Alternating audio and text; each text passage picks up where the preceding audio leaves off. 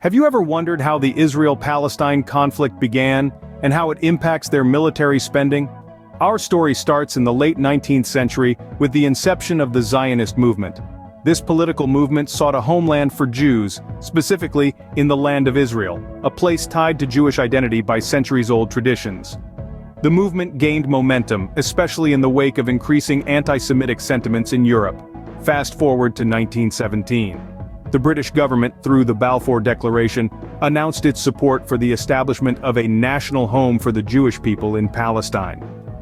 This declaration sparked a significant increase in Jewish immigration to Palestine, leading to tensions with the Arab population already residing there. After World War II, with the horrors of Holocaust fresh in the world's collective memory, the United Nations approved a plan to partition Palestine into an Arab state and a Jewish state. In 1948, Israel was officially declared an independent state, much to the chagrin of neighboring Arab nations. This formation of Israel was immediately followed by the First Arab-Israeli War, marking the beginning of a series of conflicts that would span decades. It was during this period that military spending for both sides, Israel and Palestine, saw a significant surge. Israel, being in a state of war with its neighbors, had to invest heavily in its military. On the other side, the Palestinians, who felt wronged by the partition and the creation of Israel, also found themselves needing to bolster their own military capabilities. These confrontations led to a perpetuating cycle of violence and military buildup. With every conflict, with every war, tensions escalated, and so did the defense budgets. The inception of this conflict in the late 19th century and the early 20th century planted the seeds for the military confrontations we see today. The seeds of the conflict sown in the late 19th and early 20th century began to sprout into military confrontations, escalating the defense spending. The Cold War era was a significant juncture in this conflict. But how did it impact their military spending? The Cold War, stretching from the late 40s to the early 90s, saw the world divided into two major camps, the USA and its allies on one side, and the USSR and its allies on the other. The Israel-Palestine conflict was not immune to these global tensions. In fact, it served as a microcosm of the larger ideological clash. The USA and the USSR, in their quest for global dominance, provided military and financial support to their respective allies in the Middle East. The USA backed Israel while the USSR supported the Arab countries, including Palestine. This backing led to a significant increase in military spending, as both Israel and Palestine sought to bolster their defense capabilities. Israel, enjoying robust support from the USA, saw a considerable uptick in its military budget. American aid, in the form of financial assistance and advanced military technology, played a crucial role in strengthening Israel's defense sector. On the other side, Palestine, backed by the USSR, also ramped up its military spending. Soviet support, although not as substantial as American aid to Israel, still played a significant role in shaping Palestine's military capabilities. The Cold War rivalry between the USA and the USSR thus escalated the Israel-Palestine conflict, turning it into a proxy war of sorts. As both superpowers poured resources into the region, military spending skyrocketed, further fueling the conflict. The geopolitical chess game of the Cold War era added a new dimension to the Israel-Palestine conflict, significantly influencing their military budgets. The end of the Cold War brought new dynamics to the conflict, but did it change the military spending pattern? Following the Cold War's conclusion, the world witnessed a significant shift in global politics, and the Israel-Palestine conflict was no exception. This era saw the introduction of the Oslo Accords, marking a significant milestone in the history of the conflict. The Oslo Accords, signed in 1993 and 1995, were meant to establish a framework that would lead to the resolution of the conflict. They were hailed as a beacon of hope, a symbol of a potential peaceful future, with Israel and the Palestine Liberation Organization formally recognizing each other.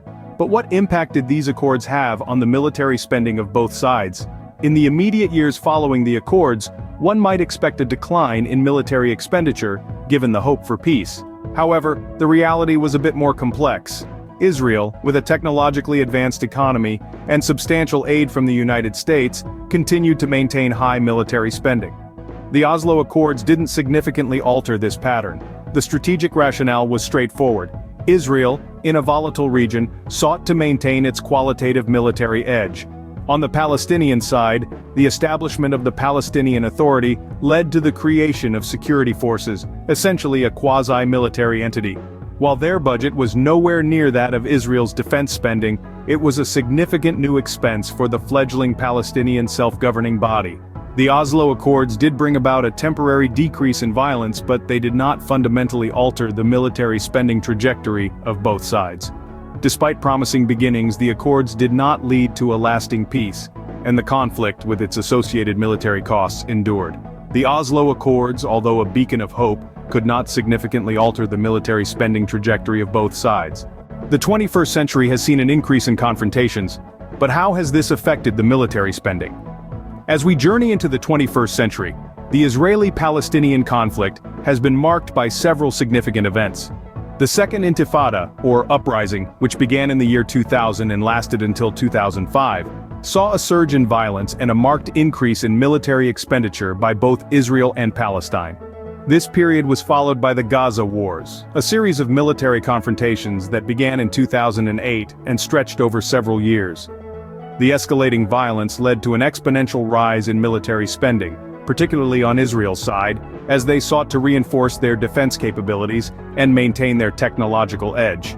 However, it wasn't just the physical confrontations that impacted military spending. The rise of cyber warfare and the spread of disinformation also played a part. Governments and private firms alike began investing heavily in cybersecurity and information operations, further inflating the defense budgets. Fast forward to the recent escalations, where we saw a shift in the nature of the conflict. The wide-scale use of drones, advanced missile systems, and the increasing role of foreign actors have all contributed to an even greater surge in military spending. Another major factor influencing defense budgets has been the changing geopolitical landscape.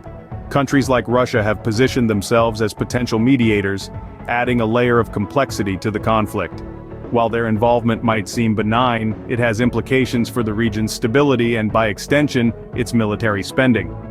As the conflict continues to evolve, so does the financial commitment to military defense. It's a cycle that feeds on itself. Each escalation leads to an increase in military spending, which in turn raises the stakes for the next confrontation. The new millennium brought with it new challenges and escalations, further fueling the military spending. Today, the conflict remains unresolved, but what is the current state of military spending? In the modern landscape, the Israel-Palestine conflict continues unabated, with both nations allocating substantial resources to their defense budgets. Israel, with a technologically advanced military, invests a significant portion of its GDP into defense. Its budget includes not just manpower, but also advanced weaponry and technology, making it one of the world's most formidable forces. On the other side, Palestine's spending is considerably less. This is partially due to the restrictions and economic hardships they face, but also due to considerable international aid. The Palestinian Authority relies heavily on this aid for its military and security expenditures, which primarily fund personnel costs and internal security measures. However, the discrepancy in spending does not necessarily equate to a lack of resistance or resilience. These budgets are not just numbers on a page, they represent a tangible aspect of the ongoing conflict. They are the financial embodiment of each nation's determination to defend its people and territory. They also reflect the international community's role in this conflict, with aid and military support flowing in from various corners of the globe. Yet despite the considerable expenditure, the conflict endures. The defense budgets are not just about warfare and military prowess. They are entwined with the quest for peace, security, and the hope for a resolution. However, the path to such a resolution remains fraught with challenges. In the present day, the unresolved conflict continues to be a major factor in determining the defense budgets of both Israel and Palestine. We've traversed a long historical journey today, so what key points have we gleaned about the conflict and military spending?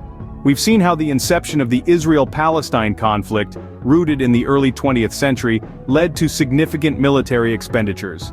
The Cold War era further escalated the tension and the associated defense spending. The Oslo Accords in the 90s offered a glimmer of hope, but the peace was short-lived, and military spending continued to surge. The confrontations of the 21st century further escalated the conflict and the defense budgets. In the present-day scenario, the conflict persists with no immediate resolution in sight, and the military spending is higher than ever. The conflict has not only shaped the history of the two nations, but also influenced their defense budgets significantly. This long-standing issue has seen many ups and downs, with periods of intense conflict and brief moments of peace, all impacting the military spending in the region. The current state of the conflict and the associated defense spending remain a cause for concern. The Israel-Palestine conflict, spanning over a century, has not only shaped their history, but also had a profound impact on their military spending. As we look forward to a resolution, the question remains, will it change the military spending dynamics?